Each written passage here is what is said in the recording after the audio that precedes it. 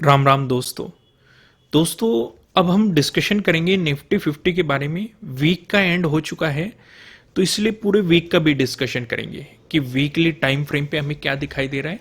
Logic का discussion करेंगे, लेकिन डिस्कशन करने से पहले मैं आपसे एक सवाल पूछ लेता हूं, ईमानदारी से जवाब देना है। कितने लोगों को इस पोर्शन पे शूटिंग स्टार दिखाई दे रहा है, या कितने लोगों को यहां पे इवनिंग स्टार दिखाई दे रहा है?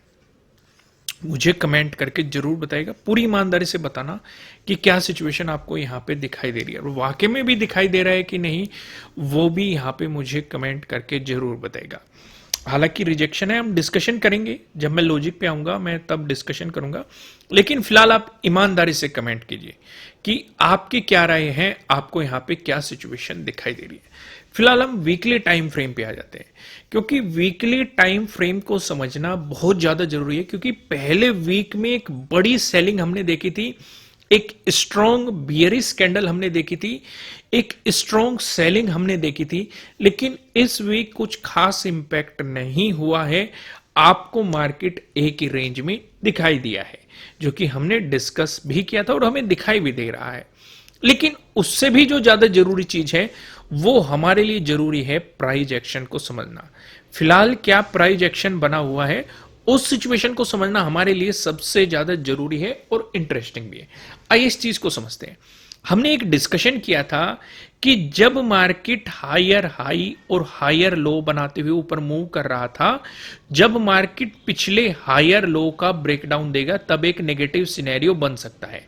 मार्केट ने यहां पे पिछले हायर लो का ब्रेकडाउन देके एक नया लो बनाया। फिर हमने डिस्कशन किया था कि इस बेस पे नेगेटिव साइड पोजीशन नहीं बनाई जा सकती।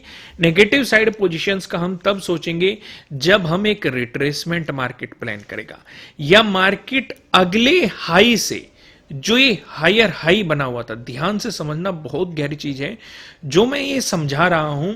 ये लोग आपको कोर्सेज में पैसे लेके समझाते होंगे, लेकिन मैं आपको यहां पे फ्री ऑफ कॉस्ट समझाने की कोशिश कर रहा हूं, तो इसलिए थोड़ा सा दिमाग यहां पे लगाना और थोड़ा सा समझने की भी कोशिश करना। ना समझ में आए तो एक बार फिर देखना वीडियो को, तब भी समझ में ना आए तो बेफिक्र होकर कमेंट कर देना।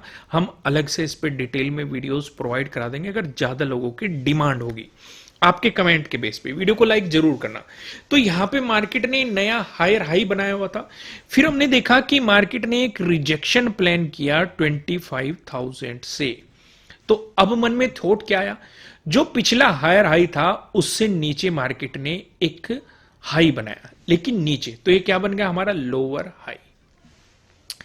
अब मन में हमारे क्या प्लान था कि इस बेस पे भी हम नेगेटिव साइड पोजीशन नहीं बना सकते या पॉजिटिव साइड पोजीशन नहीं बना सकते एक स्विंग ट्रेडिंग के लिए, एक पोजिशनल ट्रेडिंग के लिए, या फिर इस बेस पे हम ट्रेंड को भी नहीं पहचान सकते कि क्या मार्केट वाकई में ट्रेंड चेंज कर रहा है कि नहीं। फिर हमारा यह प्लान था कि मार्केट एक नेगेटिव मोमेंटम दे और जो ये पिछला लो बनाया हुआ है इससे नीचे एक नया लो बनाए, तब हम लोअर लो और लोअर हाई की सिचुएशन को जानेंगे, तब हम इसके अकॉर्डिंग ट्रेड्स को प्लान करेंगे। लेकिन अब केमिस्ट्री ही बदल चुकी है, चीजें ही बदल चुकी है। अब सवाल यह खड़ा हो चुका है, क्या मार्केट ने ये नया लो बना के सपोर्ट ले लिया है और यहीं से मार्केट दोबारा से हायर हाई और हायर लो बनाता हुआ ऊपर मूव कर जाएगा? क्योंकि कुछ इस तरह की भी सिचुएशन नजर आ रही है। तो वो सिचुएशन कब कंफर्म होगी, इस चीज को समझना सबसे ज्यादा जरूरी है। तो इसलिए आगे आने वाली सिचुएशन पे काफी डिटेल में ध्यान दीजिएगा। लेकिन आगे बढ़ने से पहले मैं आपको ये बता दूं, ये आपके लिए किसी भी तरह का ना तो कोई बाय रिकमेंडेशन होगा, ना ही कोई सेलिंग रिकमेंडेशन होगा। ये जस्ट एजुकेशनल पर्पज से बनाई गई एनालिसिस वीडियो है। इन्वेस्ट करने से पहले आपको अपनी रिसर्च करनी है, अपने इन्वेस्टर की सलाह लेनी है, क्योंकि प्रॉफिट भी आपका होने वाला है, लॉस की जिम्मेदारी भी आपको अपने आप लेनी है। आइए सिचुएशन को यहां पे डिटेल में समझते हैं। अब जैसे मार्केट में हमने देखा कि पिछले वीक एक बड़ी सेलिंग हुई थी, मार्केट ने एक बड़ी स्ट्रॉन्ग नेगेटिव कैंडल दिखाई थी, लेकिन सवाल यह है क्या इसने पिछले लो को ब्रेक किया? नहीं। क्या उसी के पास सपोर्ट लिया? नहीं, मतलब उसके आसपास है लेकिन एग्जैक्ट उस पर सपोर्ट नहीं लिया है। यानी कि हम इसे higher low lower high, lower low, lower high, lower low. कब समझेंगे? जब ये पिछले लो को ब्रेक करके नीचे नया लोअर लो बनाएगी, तब हम इसे नेगेटिव ट्रेंड में समझेंगे और उसी के अकॉर्डिंग सिचुएशन को या उस वीक को ट्रेड करने की कोशिश करेंगे। पहली चीज। दूसरी चीज, जिस हिसाब से इस वीक में ना तो स्ट्रॉन्ग बाइंग आई है ना ही स्ट्रॉन्ग सेलिंग आई है, अगर आप देखेंगे कैंडल आपको कंफ्यूजिंग नजर आ रही होगी कि मार्केट क्लियर नहीं है।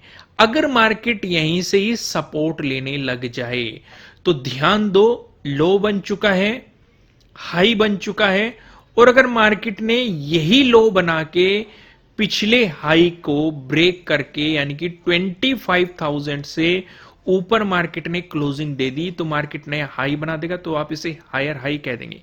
यानी कि इस शॉर्ट टाइम फ्रेम पे मार्केट एक ट्रेंड को चेंज कर देगा और उस सिचुएशन पे हमारे लिए फिर से हायर हाई हायर लो वाली सिचुएशन बन जाएगी, तो हम उसी के अकॉर्डिंग ट्रेड करेंगे। किसी के सर से तो ऊपर नहीं गया जो मैंने ये डिस्कशन किया। ये डिस्कशन काफी ज्यादा इंपॉर्टेंट था, इसे आपको हल्के में बिल्कुल भी नहीं लेना चाहिए। नहीं समझ में आए हो तो एक बार फिर देखना, तब भी अगर समझ में ना आए तो मुझे कमेंट करना, मैं आपको फिर से समझाऊंगा, डिटेल में समझाऊंगा। हालांकि पहले भी मैं इस पर डिटेल में वीडियोस आपको प्रोवाइड करा चुका हूं, क्योंकि इससे हमें पूरे वीक की या पूरे मंथ की मार्केट की स्ट्रक्चर का पता लग जाता है। क्या सपोर्ट की पॉसिबिलिटीज हो सकती है, कहां से नेगेटिव ट्रेंड बन सकता है, कहां से पॉजिटिव ट्रेंड बन सकता है, और ये उनके लिए बहुत फायदेमंद रहता है जो स्विंग ट्रेडिंग या पोजिशनल ट्रेडिंग करना पसंद करते हैं। क्या ये इंट्राडे ट्रेडिंग के लिए फायदेमंद नहीं है? बिल्कुल फायदेमंद है, क्योंकि हमें इंट्राडे में ट्रेड करते समय ट्रेंड का पता लग जाता है इससे कि मार्केट किस करवट चल रहा है, पॉजिटिव साइड या फिर नेगेटिव साइड, क्या सपोर्ट की पॉसिबिलिटीज हो सकती है, किसके नीचे ज्यादा सेलिंग आ सकती है, किसके ऊपर सेल ज्यादा बाइंग आ सकती है। उन सभी चीजों का आइडिया यहां पे हमें बड़े टाइम फ्रेम पे लग जाता है। तो ये तो डिस्कशन हो गया वीकली, जो हमने डिटेल में समझ लिया कि पूरे वीक में क्या क्या पॉसिबिलिटीज हमारे लिए बन सकती हैं।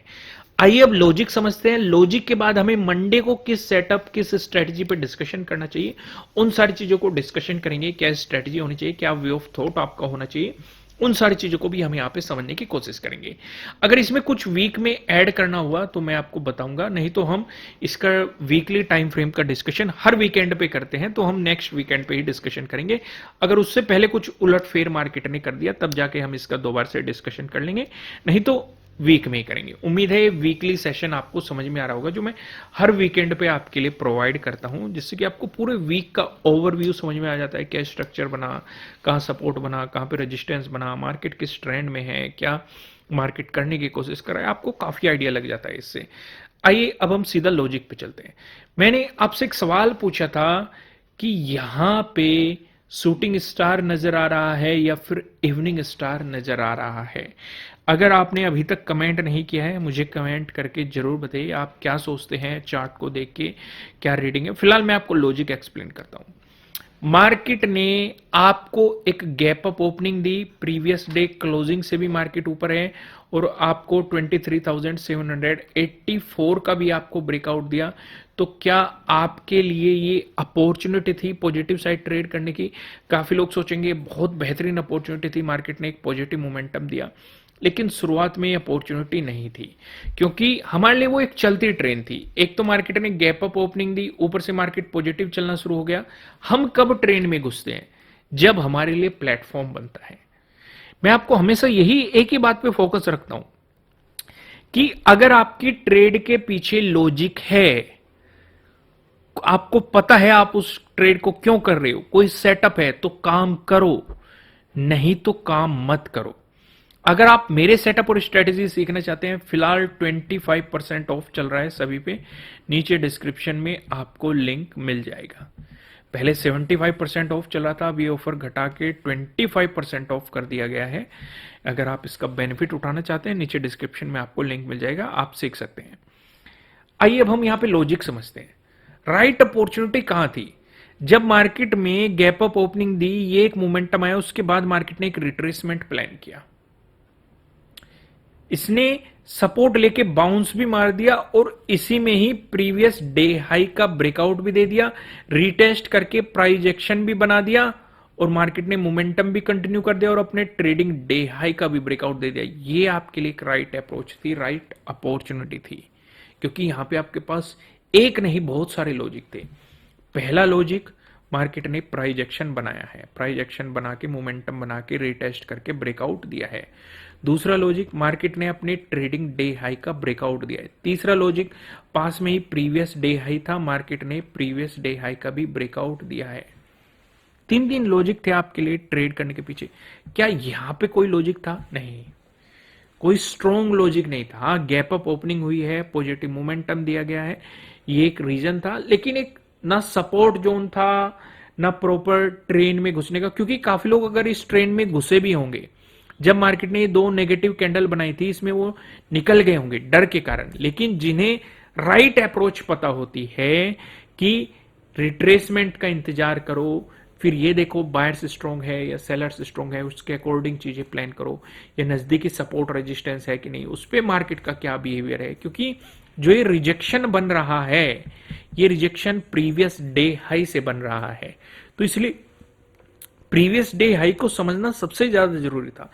दूसरा, साथ साथ में अगर आप देखेंगे जो ये स्ट्रॉन्ग ग्रीन कैंडल बनी है, काफी स्ट्रॉन्ग ग्रीन कैंडल बनी है, और इसने इंगल्फ भी किया है प्रीवियस जो भी मार्केट में सेलिंग आई थी, तो इसलिए ये भी एक स्ट्रॉन्ग रीजन था चौथा कि आप इस ट्रेड पे एक छोटे से स्टॉप लॉस के साथ चीजें प्लान कर सकते थे। ये सिचुएशन समझ में आ गई।